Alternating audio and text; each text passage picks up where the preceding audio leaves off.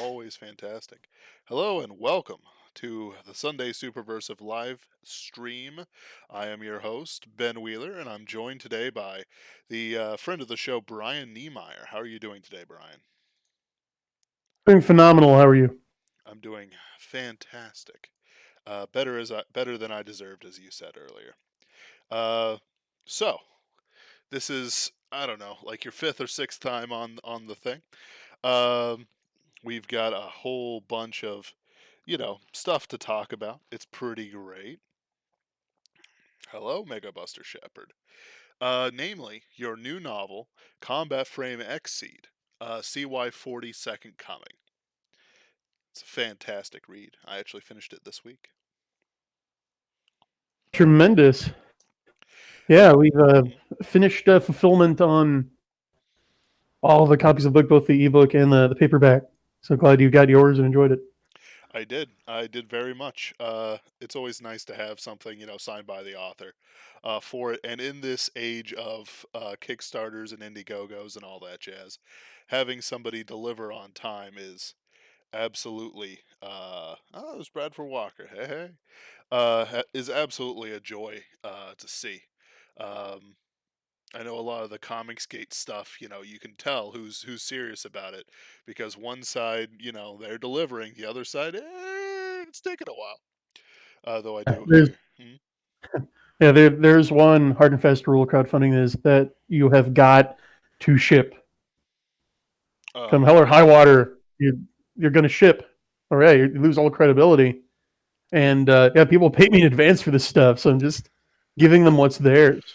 It's a Right. matter of simple justice. Yeah. It's like, it's like, oh, they look out there from Illinois. Oh, so, all of a sudden you've got gangs searching Illinois or whatever, looking for your head, and it's like, maybe I should have finished that. Uh, though with so many people in California, I think we can just let the Wuhan flu take its toll. Oh, we've got it here. Corona Chan has Yes. come to visit us with a gift. Right. I warn people to dig the moat. I've been flogging the hashtag for years.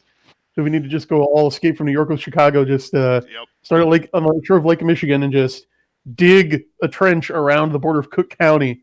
Just let nature take its course. But no one listened. No one does. Uh, Could have prevented. but that's all right. I'm not saying it's happening. That doesn't mean it's not happening. Right. Right.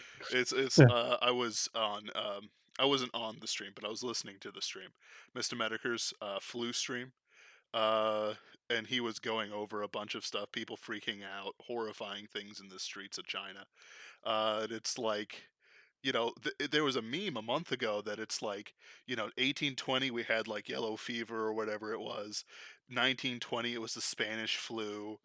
2020, it's gonna be a plague year, boys. You better hope you have your plague doctor masks, ready for it. And then the Wuhan flu virus comes out 2 weeks, probably an escaped Chinese experiment. Who knows? Possibly one that the did I get this right? That the Canadians They stole from the developed. Canadians. Yes.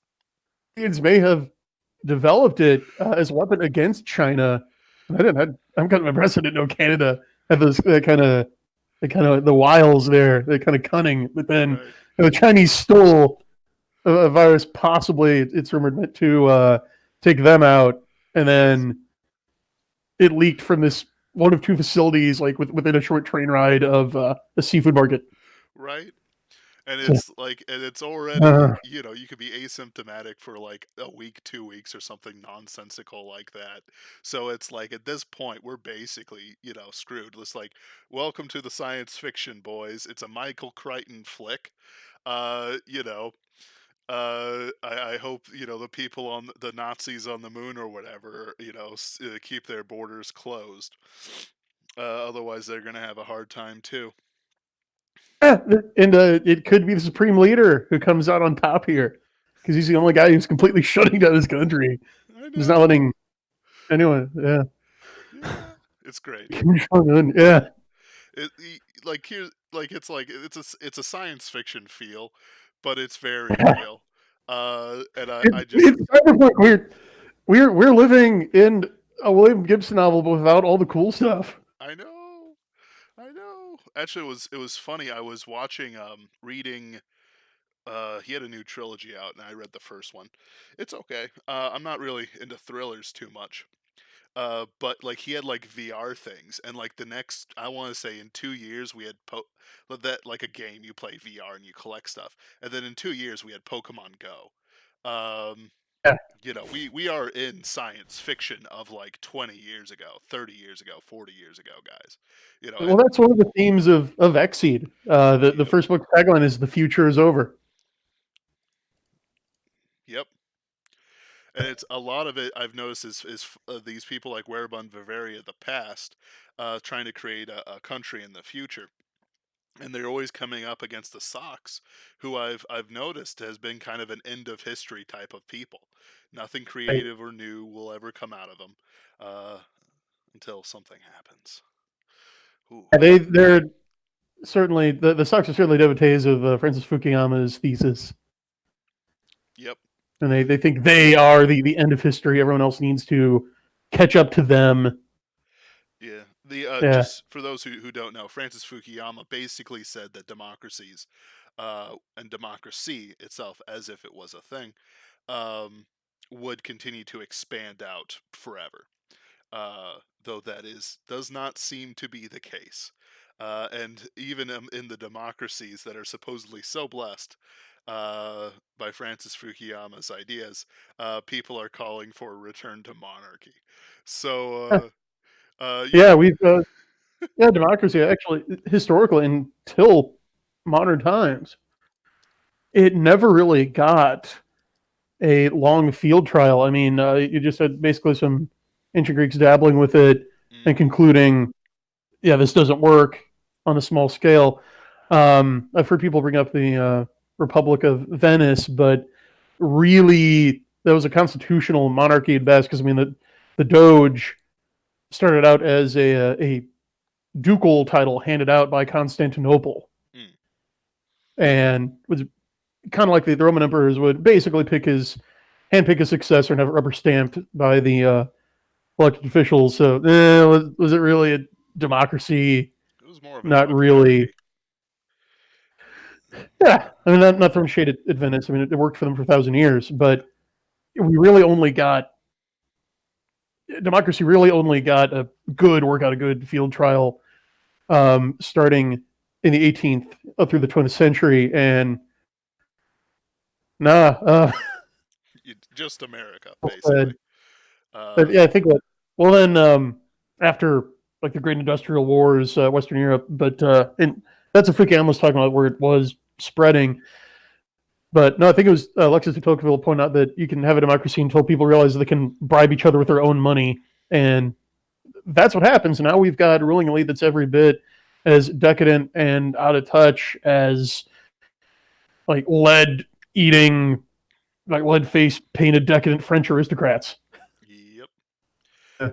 And it's like, do you, like, if you look at it through the, your book and other things like that, you have the vibrant, but sadly diminishing, Werebund Bavaria, but then you have like the Sox, who, even as Arthur Wake's crumpling colonies like tin cans basically go, it'll solve itself. I actually felt sorry for Malov at the end of that, uh, just because of everything he worked for, and then it's like, he kind of gets. I don't want to say cucked, but he kind of gets cucked in the end, by Celia Zend and quite a few other people. So now he's just sitting there with people, you know, probably who lining up, take a number to try and murder him. Uh, It's like from Airplane, right? That scene where yeah. the lady's hysterical, like, "Doctor, you want to be on the phone?" And people take turns slapping her, and you look back through the line, or like people with chains and bats and metal pipes, and a lady with a gun. Yeah, Right. that's like that. And it's Now it, serving number 27. I'm gonna have to go on the Malov did nothing wrong sort of tangent. Uh, but that's its own thing. The plot in this is certainly, I think, the fastest I've read from you so far. I think I could say so far. There's twists and turns, there's ups and downs. Heroes get downgraded, then they get powered up again, and it was really impressive. It was Certainly. by design. Oh, of course. There's sometimes, like, admittedly, the Arthur Wake and Tom thing, I kind of got lost in that one. So, like, why did you? This is going to be a spoilerific show, guys. This is this is going to be spoilers. Why did you kill off Tom? Oh, solely I killed off Tom. Yes. And that was her intent from the beginning. I started telegraphing it in the previous book, Coalition Year 40. But speaking of Malov, first interviewed him for the undersecretary position in jail. Right, because him in Right. prison. He's like, hey, I got a job for you. And it's like, okay, well, why me? Why are you selecting me? She's like, well, because I want to kill Tom Dormio. If you look at her dialogue throughout the books, she never mentions going after Arthur Wake. Her goal from the beginning is to get rid of Tom Dormio, You're right. and she's consistent in that. Yeah, because it has to do with, and here's a big spoiler: the whole reason the Sentinel decides to side with humanity in the end Hmm. and kind of go against her biological imperative. At one point, someone asked, like, "Oh, is it because you found humanity redeemable?" You're like, "No, it's because you were able to produce someone within a hair as ruthless as me." Yep. And so she saw that. And if you go back to the prologue of Coaching Your 40, Arthur is the real character. That's Yes. who Arthur and Tom really are. And Spencer Sheridan has to invent Tom so that Arthur can function and blend into human society. So he's his mask. And so he's like, no, that's a crutch. It's holding you back. You don't need that anymore. I dig it. I dig it. I think I'd flipped Arthur and Tom, when actuality it's Arthur and his friendly little Venetian mask, Tom. So plague mask, yeah. Exactly. That's fantastic. That smooths everything out, and of course, it's obvious in hindsight. Solia had, like, I was like, yeah, you're right. She has only ever really talked about Tom Dormio and never, Arthur Wake in that sort of regard. So with this, we have invading aliens, which the Sentinels served. So what sort of inspired you with the Anu? Like, what did you want to bring out with them? Okay, this actually goes back to a long lost session of Starfleet battles I played with my old gaming group that back in the Bronze Ages, right? Right, Like right. way back yeah, in school. And I was just first getting introduced to the game, and one of my buddies was an old hand at the game, had a race that he preferred to run. I can't remember if it was the Folians or the Breen or the Gorn. It was one of those, but basically pointed out how in the lore there's a point where the Federation encounters these guys for the first time, barely makes it out by the skin of their teeth. I mean, they take a pounding and are barely able to fight these guys with stalemate and then limp away. Mm. And they then ask another race that's been more familiar with them and fought them before, like I think the Vulcans or the Romulans, are like, yeah, wow, look out, these guys are expanding into the Alpha Quadrant now. We encountered their navy, and the Vulcans are like, oh no, that wasn't their navy. Those are like their mall cops, like their civilian police. This is their navy over here. And they're like, Right. The Death oh Star no. pops in, or whatever. The Star Destroyers. Oh, oh no, guys, I'm sorry. I'll take myself out in the back here. We'll get on the other side of our fence. Uh, Yeah. no, I dig it. Um, so you went for more of a basically the Anu don't have combat frames, and they just have those hexagonal fighters. Uh, They have fighters what we'd call mobile armor and Gundam parlance. Yeah. ah, I getcha. I actually liked what you did with the. So there's a preview for the next book, which we're going to talk about, in about 15 minutes or so, um, of these the the true masters of the Ainu, the Yinzu, who walk around and like I kind of got I had it up, but there's this Gundam that's basically two legs and a giant gun in the chest. It's not really a Gundam. It's a siege weapon, but that reminded me of what that was. I can't remember what it was called. Talking about the harvester when it transforms Yep. into like an artillery piece. Yeah. Yeah, There's a build mech designed by our very own Dornall from Geek Gab. I like it. So yeah, Yeah, no, it was pretty good. so do I. Togi and was it Kiara? Kyrie. What? Kyrie. Kyrie, thank you. I don't I should have brought your book in from the car. I was reading it in between things, but Kyrie and I'll go Togi get it. were I'll entertain the chat if we go grab it. no, I'm we're kidding. good, we're good. My memory is Yeah. pretty good. Um, Togi and Kyrie, I actually like their characters and their arc. Like it's one of those things that kind of goes in and out, and it's like are they on our side? Is it just he just wants to fight, or is it like what's going on with them? And I actually thought that ending was part of the ending was very satisfying, especially since you set him up with so much menace in the first book, and it paid off by the end, especially with the final fights that went on. Thank you. I worked quite hard to make it so. Good, So I'm good, glad good. it paid off. Excellent. Uh, the let's see here. So I kind of want to talk about the next books for a bit, but I still want to talk about this book because it's very good. Like all the plot lines and stuff like that. Um, sort of like came in there. You kind of tied it off, and now it can expand out into whatever to your next project, which I suppose we'll talk about, especially since you had a preview of it at the end of your current one. So what's that series called, and will there be an Indiegogo?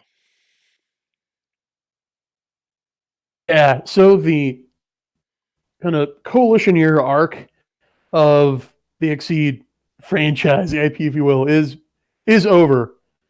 So we've, like you said, we've concluded all the arcs. Everybody's had their character growth and resolved their conflicts. So we're moving on from that and doing a pretty big time jump. We're going forward like almost 60 years to Coalition Year 98. Well, actually, it's not Coalition Year. They rename it Common Year, but just keep the same acronym for ease of use. And what that tells you is we've got a whole new government, the UCP, Mm-hmm. and they are going to be the major background element driving action in Comet Frame XSeed S. I'm gonna need to take a drink. It's all right. I've been taking drinks this entire time. Combat Frame Exceed S. Stay hydrated, very important, folks. Yeah, Absolutely. and that's going to be the next series. We're going to plan at two books. We're going to have Comet Frame XSeed S, Comet Frame XSeed Double S. Those are the Mm-hmm. two I've got outlined right now. Yeah, and there is going to be an Indiegogo. I mean, Okay. people like it so much. I would be remiss not to do another one. And we'll probably. I learned the hard way with CY 42nd, or sorry, with CY 40, not to ask people for money during tax season. That's it doesn't be a bad idea. Right. Uh, yeah, I had a lot of people say, "Man, I really wanted to contribute to this, but yeah, Uncle Sam's got my hands tied. Like, I get you." So probably be running that in the second half of April or beginning of May. I dig it. Admittedly, I try to pay as much taxes as I can up front, But Uncle Sam usually gives most of it back to me. But then again, I probably don't own my own business or anything like that. Yeah, see, I'm an independent business owner, so I don't do any of the nifty withholding from each paycheck. So I Ah, always know. Yeah, oh man, I'm so sorry to hear that though. Uh, I got to pay the Social Security and like Medicare yeah. tax that your employer normally matches. I am my employer, so I'm responsible for all of it. It's that's a little bit gross. I didn't know that, and now I yet again do not wish to be a entrepreneur. Except Larry and I have discussed this. But anyways, I go ahead. oh, of course. Well, like if I guess if I'm supporting myself only on writing, that would be different. Uh, but It is different. yeah, that's different. Actually, with the new job I have, it's like like they have a day called bonus day where all managers get a small cut of the like only like 0.6% of the store's take for the last month, but it's like $40,000. So that basically the reason why I'm liking this job is because now I can pay for covers and editing and stuff like that without the need for a publisher. Nice. So it's like, ooh, like, oh yeah, and then, pay taxes and stuff like that. Because even in the far-flung, war-torn future of Combat Frame XSeed, I'm sure that the socks make you pay your taxes. It's a Um, nightmare. I imagine it is. I mean, it's probably simple to the average sock, but to us poor earthlings, uh, you know, mm, The Ministry of Finance, even more than the Ministry of Defense or Transportation, they're the guys you don't want to mess with because right. they just know everything. It's like they're sitting there, they're all So, scarred, smoking cigars, and they watching Malov, like blow up something big, and it's like, what a pansy, and they all got their own custom Grand Dolph or something ridiculous like that, but heaven forbid if you're an L3 Lagrange colony and don't pay, your Weregeld or whatever. yeah. Well, there's a hint. The problem is they know everything. I mean, think about what not just the government, but big business with the tech monopolies know about all of us right now. I mean, they know everything about all of us, Mm-hmm. right? So combine like the Internet of Things with the nanny state, then outsourcing censorship to big tech.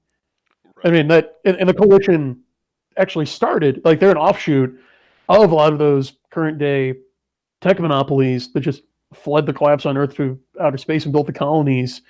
Mm-hmm. So they've only amped it up as time goes on. Like there's that one scene where we briefly switch POVs to that one like sock grunt, Yes. that one functionary guy, and he's talking about how he's got to work so many double shifts, like not just to save up money for his dreams, but to get his social credit score right, like Right. to get square with the house, and I mean it's heavily implied they're monitoring everything he's doing. Right. There was this great joke when VPNs were way bigger in advertisements. So I can't remember what it was before, but it basically goes VPN and then Raid Shadow Legends, who sadly is not our sponsor for this video. Um, and I wonder what the next big advertisement thing will do. But this guy comes up and he's like, "So you're a Chinese rice farmer, but you made a mistake and you downloaded a Japanese anime over the net without a VPN. Your social credit score has plummeted. You're stuck in your own city and your wife's divorcing you. If only you had a VPN to, avoid all these problems." It was. I got a giggle out of it.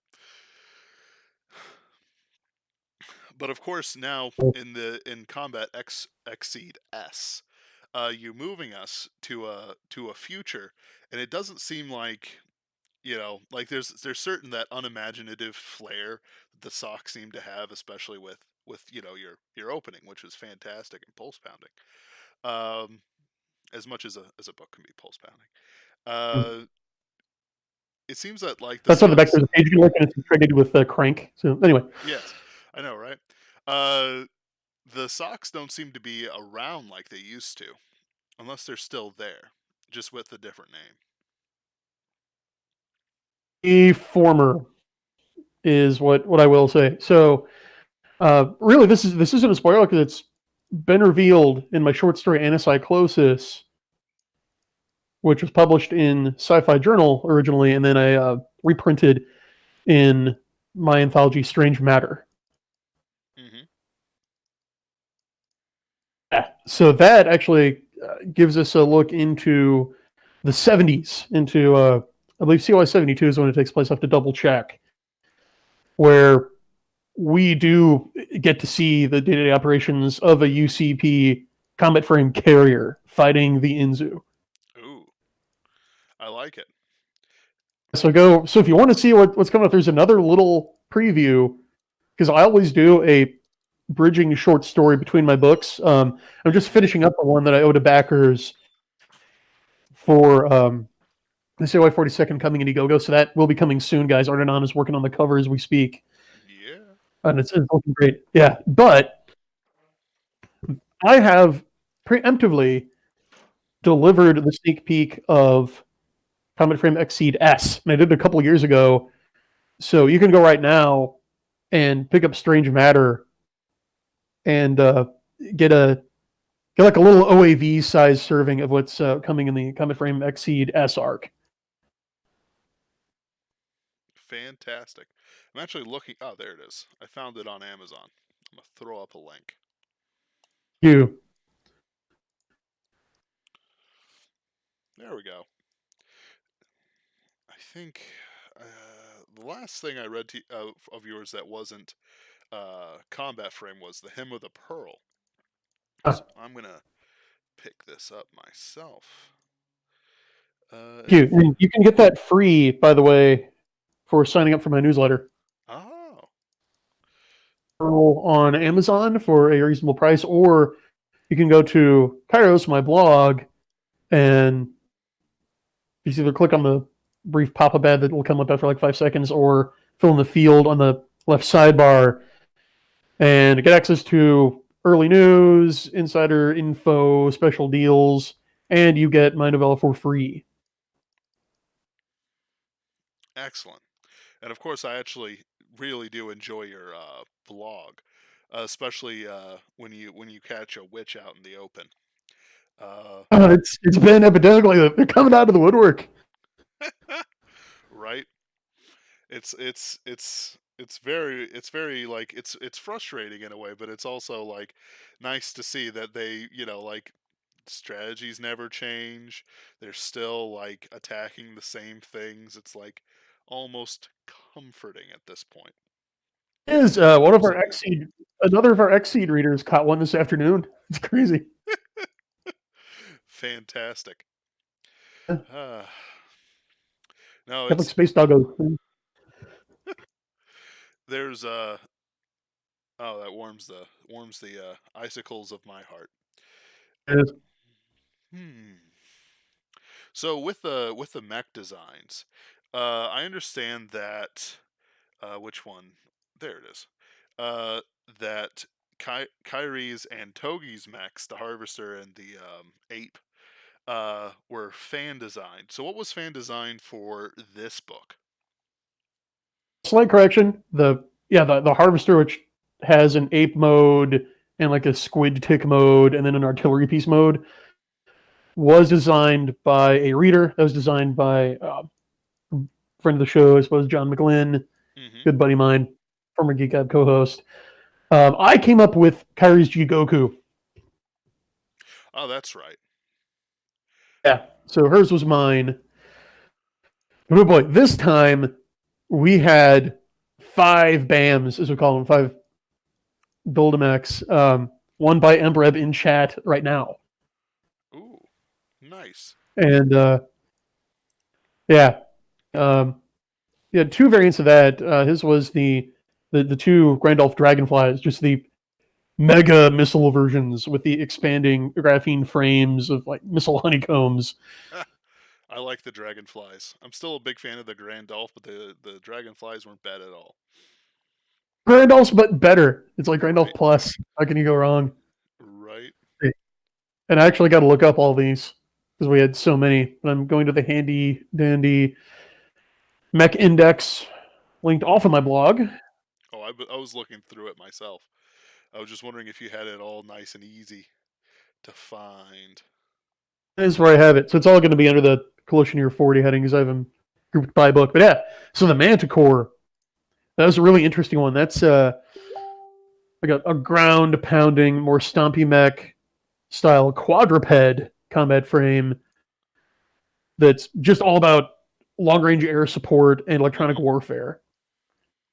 So it's studded with missile launchers. It's got a pair of drones it can launch to feed it telemetry and battlefield information at a distance. Yeah, I like And for that close, design. work with laser. Really dig it. Yep.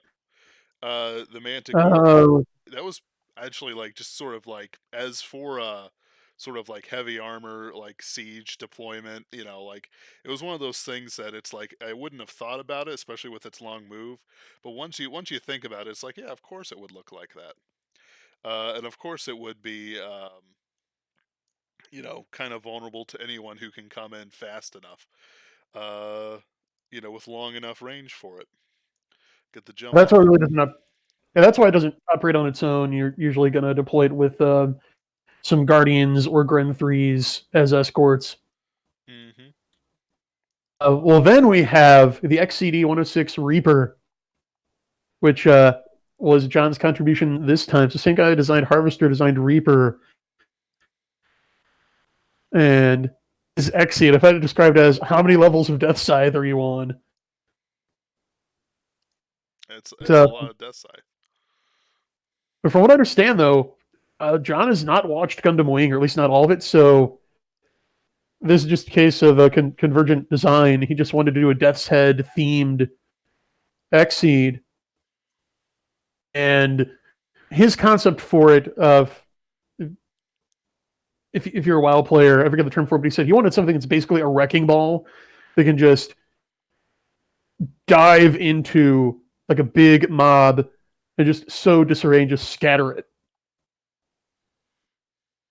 So what we came up with was an Xseed with the carbine laminar armor, which has ridiculously powerful thrusters to start with, but then it has a booster that doubles its thrust to levels that would normally reduce a pilot to paste, but it uses SECTA TCD and gravity manipulation technology to create an inertial damper that spares the pilot those G's for a second.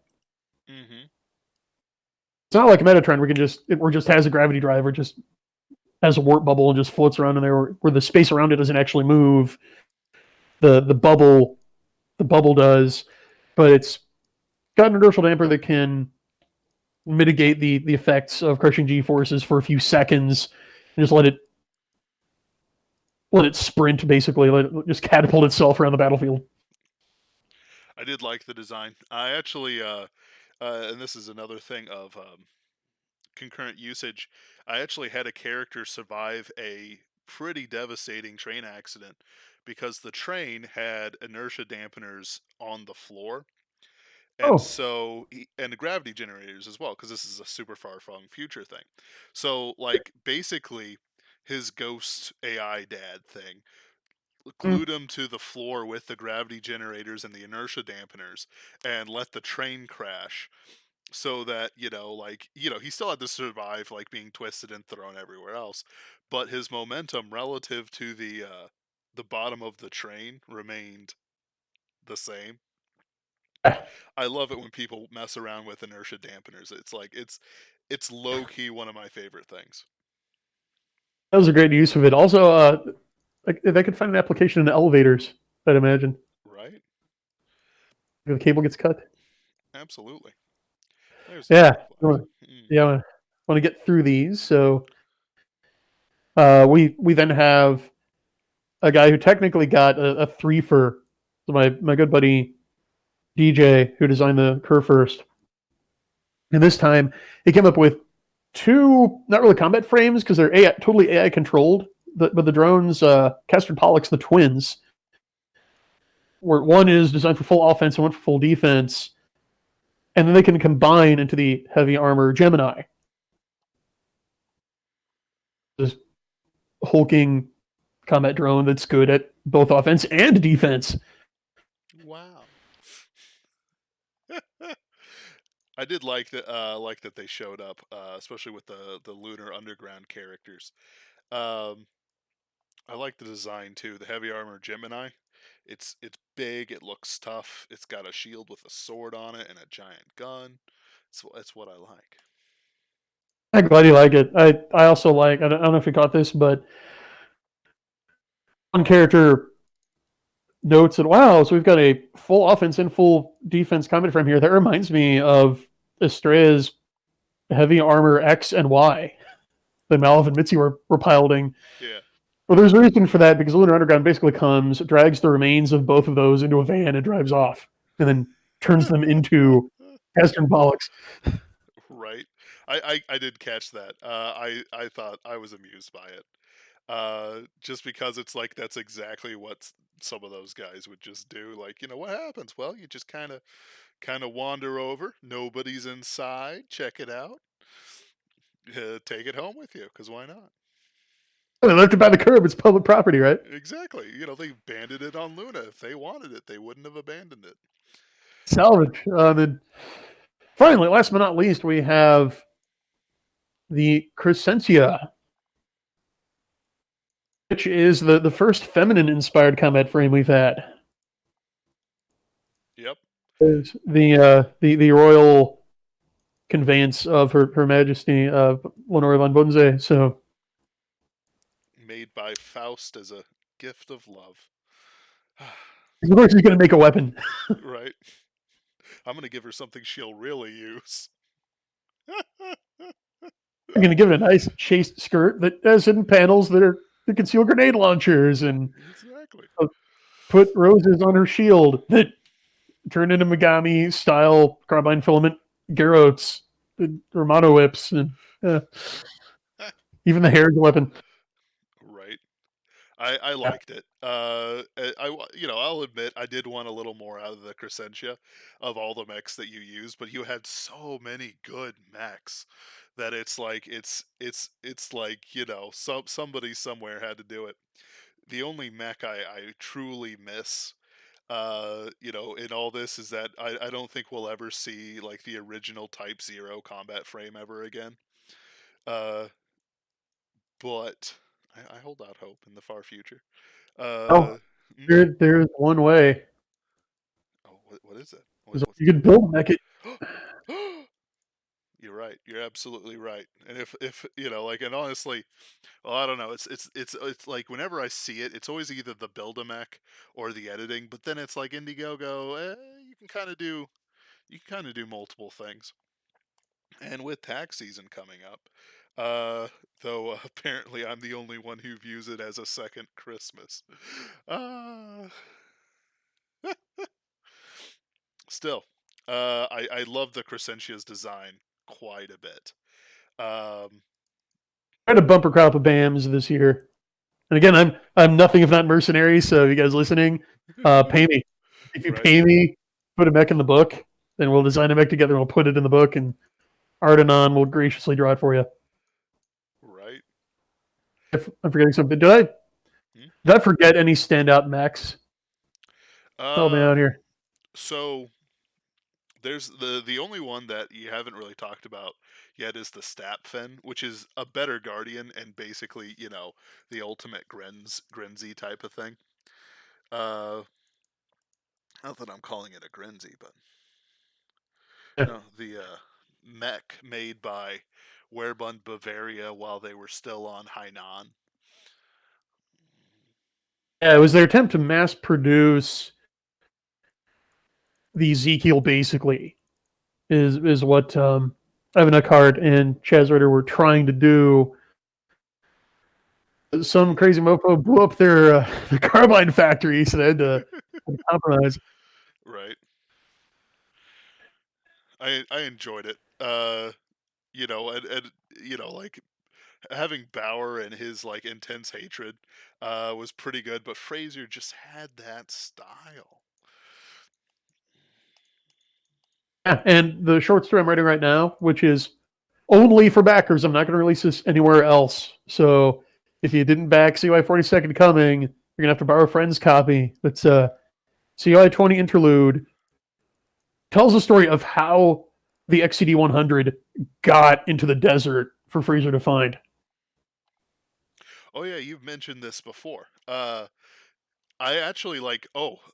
So this isn't really a changing conversation, but I liked how you implied that the King of France was still alive in the Second Coming novel and some of the conversations people were having. It's like, well, this guy, and then he just left, and it's like, wait, is he dead or alive? Yeah, Yeah, that's a question that a lot of people should be asking, but kind of forgot to. right. And that does come back up later. I'm mainly saving that reveal for Double S, but Ooh, folks who have been following me on Twitter in particular or subscribed to the Nova Frontier XSeed specific newsletter will have seen a certain piece of art that I had Ashion 101 do for me, uh, which is rather platypus centric. I remember. Friend of the show, Raul Neonzi, posted at me, oh, here's a map of what different countries call the platypus. Languages for platypus. And so I posted a picture of this character, like, well, when everybody around you calls it a platypus, but in your heart it'll always be an ornithorynk, I think is French for platypus. It's like, oh, so she's French. I'm like, no comment. Right. It's like who, he figured it out. I like him. I don't really interact with Raul too much, but he's it's like whenever he comes on, it's always something fun and interesting. Creative guy. Oh yeah, I'm looking through. Let's see here. Oh, we still don't have a page for the Jigoku. Oh, It's coming. yeah. I've given Arden on the list. He's got the list of mecha that need to be filled in. Like he came and he's like, hey, so what order do you want these done in? And he actually had a more complete list of what needed to be done than I did. Like, okay, well, here's the order. Yep. So we're working through them. Like Eschaton now has 6 arms. The I don't think the Elysius ever got a card. Uh, Not that that matters too much. With But the still amount of could. what?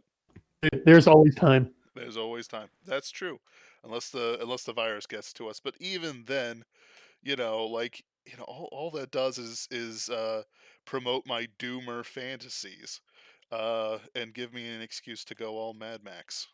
So if anyone out there starting up a war band, I'm in. But Time he learned to live again. Yeah. exactly. Why does every time civilization fall apart, it just looks like a monarchy? Um, or at least people try to set stuff up like that. But it's just me being. Don't take me too seriously out there, guys. We're not we're not gonna collapse to it yet. The Lord's got to come back first, though. He never says how bad the airsoft's when he comes in, so one can hope. Oh, the Lord find faith on earth. Oh, certainly. But that depends whether you're what is it? Whether the rapture happens pre, during, or after. Though of course pre is the only proper one, and I will gladly defenestrate anyone who fights me on this. But Don't want to be raptured because of the context of that passage. It's you want to be one of the ones who's left because it's the ones who are taken who are destroyed. When two are working in the field, one is oh yeah, taken, one is left. Taken has a negative connotation. oh yeah, no that verse. Oh yeah, that's negative. That one is just bad.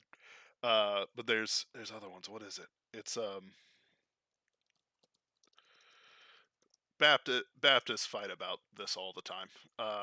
Oh, It's great. I love them. Yeah. It's like one of those things where If you get two good Baptists, you'll have three different opinions. And then what'll happen is if somebody's like, "Well, I don't know about this," and it's like Arian heresy, they'll look at you like you just vomited on yourself, and then it's like, that's stupid. But it's great. No, this isn't really a theology stream, but it's like one of the things I've been kind of thinking about is if you've got a universal empire of humanity, out in the galaxy, out in the world, like, what do you do when the Lord comes back on Earth? Yeah. And then it's like you're just watching Earth just randomly disappear and fall apart, and it's like, well, what about the rest of us? And then you're stuck in an unmotivated universe, as it sort of starts crumbling up. No, I'm kidding. That's not how it's going to happen. But God's grace was removed, so now the atomic forces aren't working. Slowly but surely. Ooh, it's heavy. That's a heavy. That would be a really good um uh horror short story, but uh no. Probably not. I'm still thinking about it though. Down. Right? You got your author notebook with you. You gotta have the author notebook. Right? It's I actually have it in one of my books where like death is taunting the hero, and he shows him that Earth has basically disintegrated from old age, and is like was a museum piece essentially, and he's like, what's going to happen? And at the end, I'm actually going to bring it back, and it's like, yeah, of course the Church of Limitless Life knows that it fell apart. We have our Vatican sitting over it. We're just waiting for the right time to basically remake it and try to see if Jesus comes back. And it's like, oh, okay. So death wasn't the victor there. But, it's important. It's important to think about theology when you go into space. Otherwise, you're just doing it all random like and not focused at all. Exactly.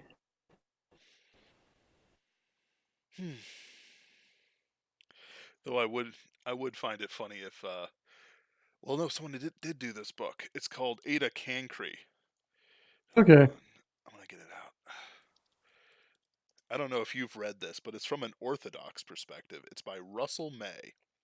It's the only book that Okay. of his that I've ever read. He was on. Oh, he's actually published a new book last September. I'll have him Outstanding. on again. What? Outstanding. Yeah. Uh, there we go. I put it up in the chat for everyone. Where he's got demons that take over an asteroid mining colony, and basically he goes over it. Like, you have the person who's like, you know what, it was fun being a demon for a bit, but now I want to get out. And it's like, that's not how it works, friend. No repentance. There's that to them just doing creepy things to be creepy. uh Horror, especially religious horror and science fiction, which you yourself are very experienced with your um Netherreal series, is an untapped mine of potential. Really. That's what I think. Netherreal was horror. Yeah, they Oh take the yeah. Yeah. spaceship The through levels of hell to whole Soul Cycle is yeah. really theological horror. I've had Nice. other readers point that out. Are you looking to put some of those things back into with the Inzu and others, or are you keeping it a little bit separate? Not that there I'm isn't. keeping it a little bit. Mm, Yeah, I'm keeping it a little bit separate. Really, the whole impetus of Frame XSeed was my experiment in doing something that's a clear genre. Like, okay, here's the Soul Cycle, which is really everything in the kitchen sink in terms of tropes and genre influences. And I mean, it was a hit, but it was a niche hit. mm, So I thought, well, I'm gonna try to just do mecha MLSF. I'm right. gonna take the best bits of Stompy Mech and Spiky Mech and kind of do the Jurassic Park frog thing and use the good elements of one to fill in the missing links in the other. And yeah, have had great success with it. I don't mind saying that Comic Frame XSeed series has walked all over the Soul Cycle in terms of profits for me. So I can't complain about that. So yeah, being staying in your genre lane really does seem to be. So I was talking about this with some of the Pulp Rev guys, including John Delarose, and I thought, I'm thinking more and more about the approach that big name actors take to choosing their roles, where they'll do the popcorn muncher, pot boiler, like cape movie Mm-hmm. to pay the light bill. And then while living on the proceeds of that, they'll go and they'll do an intimate little character study production, or they'll do a stint on Broadway, something to flex their acting muscles and their acting chops. Yeah. So it's the kind of one for them, one for me, and you alternate approach. And John was like, "Yeah, that's how you make money." So I might do that. I'm in the planning phase right now. Yeah. No, that actually sounds pretty good. And that was actually like before, sadly, Superversive Press shuttered. That was actually going to be my plan. I had I had a young adult novel about a kid made of nanotechnology that can't die. And then I was writing cybergothic, which is closer to Nethril than anything else. Which, of course, the young adult novel set in with the kid is going to be the seller, while the cybergothic is something for me. Nice. That's how it works. Yeah. No, it's not that I can't detect any burnout happening in your books, so it's like I don't think it's quite the same. Though I'm sure Adam Driver and when he did that marriage movie, probably felt it was a relief after Star Wars with Scarlett Johansson. He was a Kylo Ren in the Star Wars Uh, sequel trilogy, which may or may not Star Wars, exist. yeah, Star Wars is dead. It is. It is. Uh, Forking it.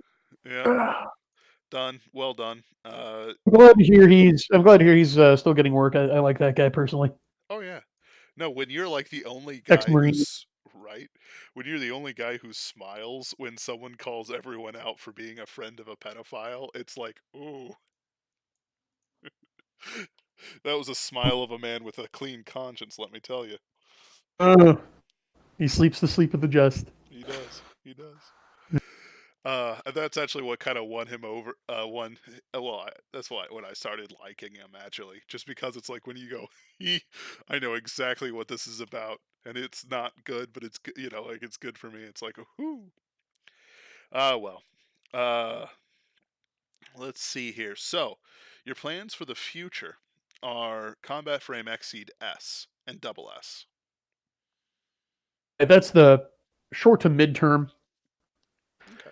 So yeah, we're gonna follow the formula. You don't go reinventing the wheel when it's round and it rolls. And Mm-hmm. it gets where you want to go. So yeah, we'll be doing Indiegogo's for both of those. Cooking up some exciting new perk ideas. Like I don't know, what do you guys say to an art book? I've had a lot of requests to have the information from my mech index in more of a portable form, in a physical form, but where the art takes center stage. So you can see some Todd's and Ashan's and Ardenon's gorgeous mech art Right. gracing the cover of like a little coffee table book or something. I wouldn't mind.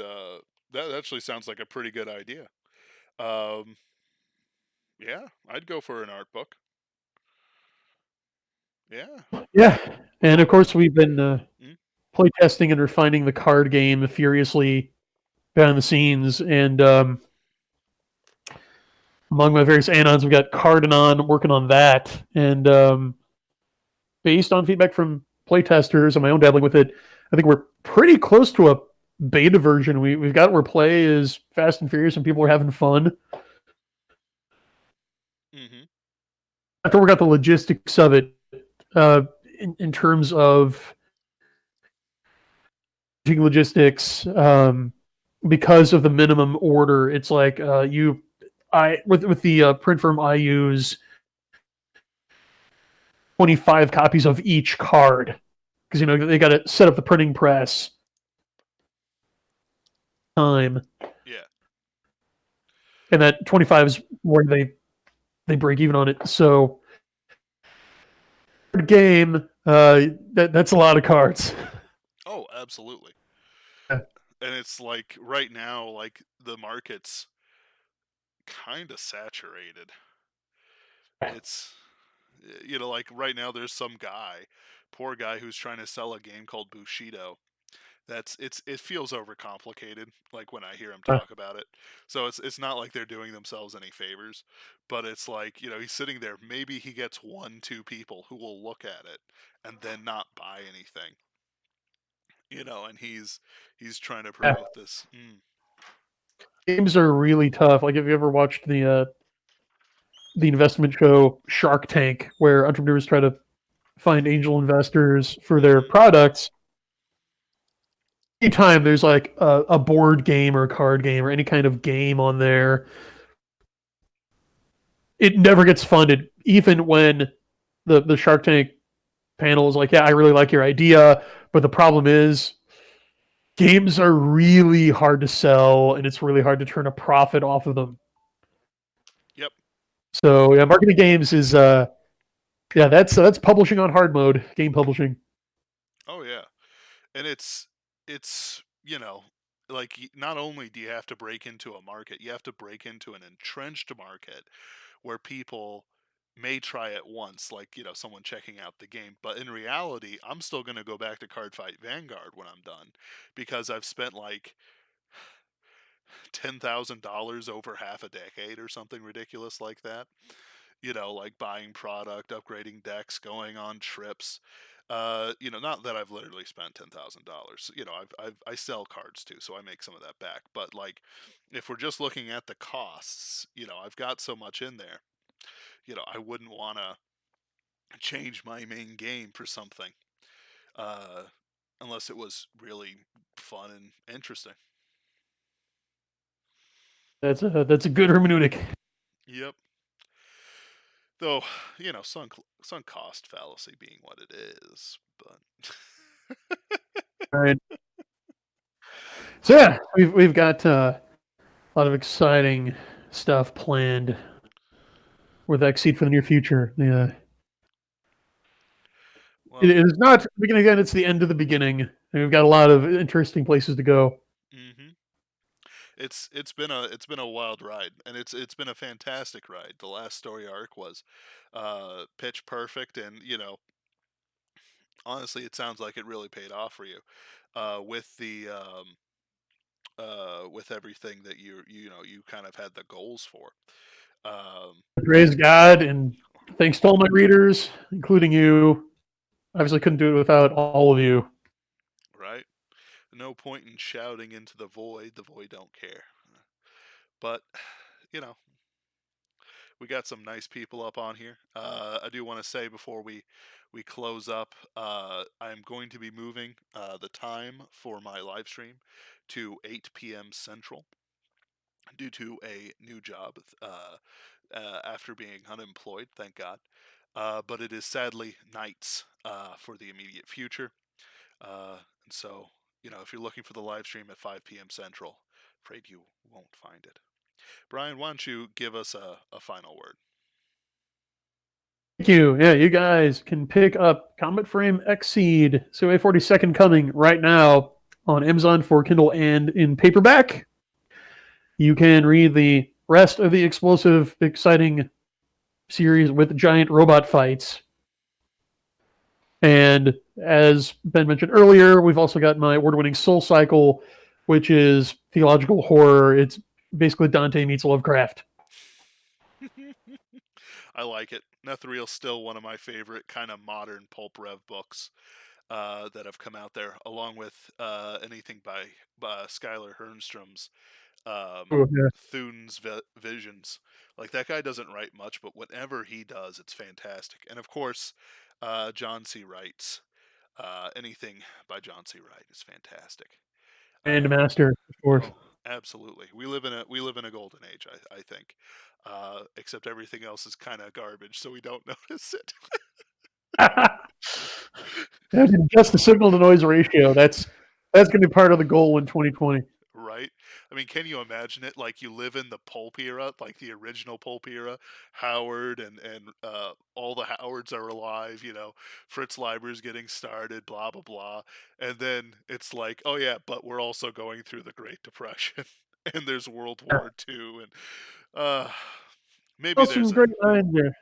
sorry. Yeah, some great minds, and also some groups pulling their brain power are hard at work on this problem and have been for a while. Like my buddy author Adam Lane Smith, who's my premier editing client.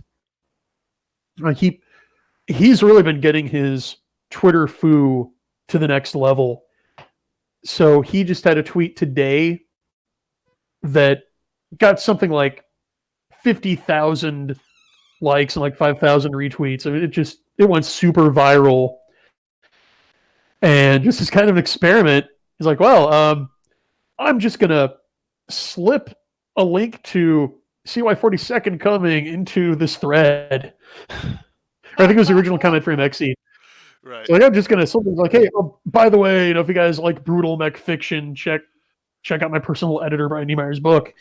And the Amazon sales figures are on an 8-hour delay, so I haven't seen my sales yet. But that tweet got 70,000 impressions. That's fantastic. I love For it. those who, yeah, so even established authors, like some big guys have said, yeah, you can't sell books on Twitter. Well, you can, and we're starting to figure out how. Right. So do not despair. Yeah. What, start fights and then advertise in the Twitter feed? No, no, no, no, no, no. Oh, that, as John Del Rosa said, that's good for like some short-term boosts. Yeah. My other buddy, author David Stewart, I said, yeah, negativity will get you clicks, but on the other hand, it gets you more negativity because the people who like negativity will then bring it, and they don't necessarily buy stuff. They just want to rattle the cage. David Room asks how many clicks, but I think we'll find out. 250. 250. Ooh, that's not bad. That's not bad at all, actually. So we'll see if that converts. We'll see what the conversion rate on that is. Right. You know. Oh Uh, well. Do you have any final words for us, Brian? is it? All right, we're good. Fantastic. Yeah. All right, thank you all for coming in, as always. Thank you to our listeners. And look forward to what I have for you next week at 8 p.m. Central. Have a good one.